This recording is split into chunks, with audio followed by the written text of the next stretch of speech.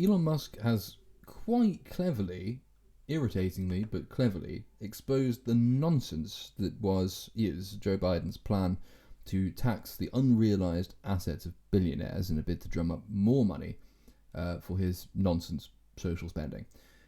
So the background for this is Joe Biden has proposed taxing unrealised gains. Unrealised gains are, for instance, what you would theoretically got if you sold your stock, though you have not in fact got because you have not sold your stock. This is an insane proposal, economically speaking, and it's known to be insane. It's obviously insane. You don't even need to have read very much economics to understand why this is insane. It's another stupid attempt to soak the rich, which always backfires, and has in this case backfired. As the Telegraph here reports, Elon Musk took a poll on Twitter to ask whether he should sell off some of his stock in Tesla, which is a large part of his wealth. It's part of what makes him. He's got had a 17% share in Tesla. That's part of what made him the richest man in the world. Twitter poll narrowly found in favour of him selling it off because it's Twitter. And Elon Musk duly did. He's due to sell more off. I have stock in Tesla. My stock tanked, so thank you very much for that. But I'm going to blame Joe Biden for this more than I'm blaming Elon Musk, because Elon Musk has actually exposed the problems with the policy. So in the first place, an attempt to gain more tax from Elon Musk has in fact led to Elon Musk cutting his tax bill by $2 billion after he sold the shares, as the Telegraph reports here. Tesla shares have fallen by more than 10% since the weekend, whittling down the value of Mr. Musk's holdings after he promised to heed a vote on social media to offload stock. That also had the effect of reducing Mr. Musk's taxable gains, and therefore the potential bill he will have to pay US authorities, Telegraph analysis has found. The poll here, as you can see, 57% in favour, 42% against. I was the 42% against, except that, well, someone I suppose had to really lay out visibly to people who were at least paying attention the problems with this policy, and actually this has sort of done that. True to the Telegraph reports, Musk followed up with share sales worth a whopping $5 billion on Tuesday and Wednesday, and he will need to sell even more if he is to meet his pledge in full. It seemed like a very expensive way to make a political point against President Biden's plans to tax the wealthy. But what he had not told his followers was that to some extent the outcome of the poll didn't matter. Some of his trades had actually been planned since September. The resulting share price fall following his tweet saved Musk almost $2 billion in tax. He was treading on thin ice, the Telegraph continues, following a string of run-ins with the financial regulator. The boss of Tesla poked the bear again, boldly testing if he could get away unscathed. While the events add to an entertaining political row, it could have the potential to lead to another altercation between Musk and the SEC, and we have to back Musk on this. Whatever you think of Elon Musk as a character, and whatever you think of the long-term viability of his projects, he is right here. He is objectively right in his campaign against the SEC. He's been taking a stand, the Telegraph continues, against Biden's plans to tax the super wealthy with the intention to help pay for his $1.75 trillion social spending package. Musk has previously said eventually they run out of other people's money and then they come for you, which is true, and Biden's claims that his tax rises will only affect the super rich are false. It would have been uniquely extended, the tax rise, to include taxing unrealised assets such as shares instead of just income, despite many billionaires' fortunes remaining on paper. The either deliberately don't understand or are just too stupid to understand, and it's really hard to tell which, given the dire state of financial education. The left in particular make this mistake. They conflate wealth with cash, and they think that by, for instance, Amazon's stock increasing, thereby making Jeff Bezos richer, Jeff Bezos should pay more tax, even though he doesn't actually have access to the money being generated, the wealth generated by people choosing to use Amazon. His value increases, the value of his holdings increase because people choose to use the company and his stock goes up. That's not cash in his pocket. That's not something you can just tax. That's something that is only realised if he sells those shares. Now, I could take my own situation here. So let's say I have $1,000 worth of stock in Tesla. And let's say I'm taxed on that $1,000, unrealised gains. Let's say then that someone like Elon Musk comes along and does what he's just done and the stock price falls. I've just lost double the money. I've lost, well, not double the money, but I've lost extra money on top of that. Not only have I been taxed on money I never had, but I'm now also suffering the problems of Elon Musk selling off, which is one of the major criticisms of this government policy, which is that it will compel billionaires to sell off a lot more of their stock. It will damage, therefore, the wealth of the largest companies in the world. It will really decrease their ability to invest in themselves, to invest in employees, to invest in their companies, to create more jobs.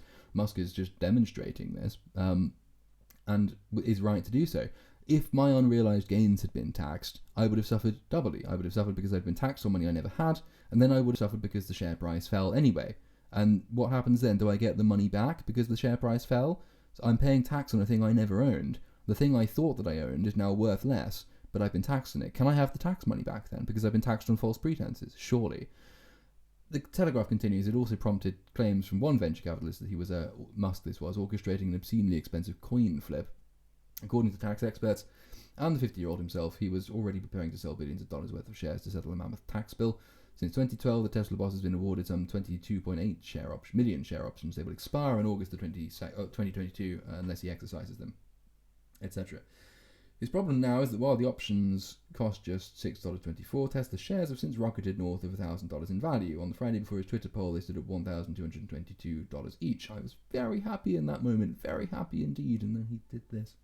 Now I'm significantly less happy. But at that price, exercising them would have netted the billionaire almost $28 billion in capital gains, which are already taxed at the moment. Capital gains tax, you could argue, in fact, should be lowered, but nevertheless, that is a kind of acceptable tax on principle, in that it is at least taxing money people actually have, rather than just money they hypothetically have. At that price, done already. This amounted to a ticking tax time bomb, according to one expert at the New York Times. Musk had publicly discussed the matter at a conference in California in September. I've not really bothered to take the money off the table, which is a common thing that most people do. They sell some of their stock, he said. I have a bunch of options that are expiring early next year, so a huge block of options will sell in Q4 because I have two all, they'll expire. It means the sharp drop in Tesla's share price this week can be seen as fortuitous for the chief executive, whose liabilities will now have shrunk in cash terms. It's another problem with this policy. There are many problems with this policy. I promise I'm going to try to make this video not as long as the rest, but there are so many problems, and one of them is that the effects of this policy will again fall principally on smaller shareholders, people who don't own very much, people like me, for instance. Thank you very much, Biden and Musk. Elon Musk can save himself money by doing this, but in causing the Tesla share price to drop, the people really losing the money are the people who own the rest of he owns 17% of the company, doesn't he? So it's the people who own the rest, a large number of whom will be small-scale private shareholders who don't have any tax advantage to be gained by lowering the share price of the company. So it stops billionaires investing in companies, which will stop them creating jobs. It will harm the share price, which will disincentivize investment, which will disincentivize money coming into the company, again, harming job creation, harming the companies themselves. And when the stock prices do drop after the hypothetical passage of this act, this tax law to tax unrealized gains, the people who lose money will not be billionaires who save money by doing this in certain circumstances. It will be people like you and me, people who just sort of do a little bit of trading on the side, people who might have just found themselves with a bit of spare cash, thought, yeah, I'll have a go. What's to lose? And if I leave my money in the bank account, thanks to Joe Biden's money printing policies and the money printing policies here in the United Kingdom, it will all be eaten away by inflation anyway. So it's one way of attempting to save yourself from the effects of inflation. But no, all of us will suffer. Not the billionaires, not the super rich who the policy is ostensibly going to target, but the poorest. Again, this is a foreseeable and foreseen consequence of the policy. Left-wing policies always do this. They pretend that they stand for the poor against the rich, and because they're economically illiterate, they ended up passing tax policies which favour the rich at the exclusion of the poor. According to the Telegraph, analysis by the Telegraph on Wednesday's closing share price, the capital gains on his share options have dropped to $24 billion, his potential tax bill to about $13 billion. This means he may actually be liable for $1.9 billion less in tax following his Twitter poll antics. His brother Kimball was also revealed by regulatory filings to have offloaded about $109 million worth of shares in Tesla the day before his brother called the vote, which is inevitably suspicious, but probably a good thing. I'm side with Milton Friedman on insider trading laws. Insider trading is just an efficient way of getting into the market and banned at all, I think. They're not, the Telegraph continues, the first time Musk has caused a stir. His most famous episode, the chief executive was reprimanded by US stock market regulators for tweeting he had funding secured for a bid to take Tesla private in 2018. The claim was found to be untrue, and the authorities alleged it amounted to securities fraud. After an investigation, the billionaire and Tesla were each forced to pay $20 million in fines, and Musk was forced to give up his dual role as the company's chairman for at least 3 years as part of a settlement. Musk has history, basically, in this. We all know this. Everybody knows this about Elon Musk. Earlier this month, he sent shares tumbling when he said of an announced deal with rental car firm Hertz. No contract has been signed yet. He has a habit of announcing company decisions which, traditionally are sensitive on Twitter. But again, this is just getting more information to small shareholders more quickly. And yes, it does affect the share price, but at least it's not hiding bad news, which in the long run tends to have worse consequences. But the Telegraph concludes, with Tesla now one of just 5 listed companies worth $1 trillion or more globally, the chief executive is still sitting on an enormous fortune. Now, however, his tax troubles mean Musk will finally have to convert more of it to old-fashioned money. Despite this squeeze, the entrepreneur is already back to talking about his favourite subject, plans to help humans settle on other planets and extend the light of consciousness beyond Earth. There are many other good causes, he tweeted, but this is my main reason for accumulating capital. And that could well be true. He certainly poured a lot of his own money into the space project. But no, that's beside the point. To recap, Joe Biden's tax policies are economically illiterate, economically insane. He attempted to squeeze more money out of Elon Musk, and in so doing, Elon Musk has taken him seriously, saved himself a tax bill, and the people who are paying for it are the poorest, which is the story of Biden's America so far.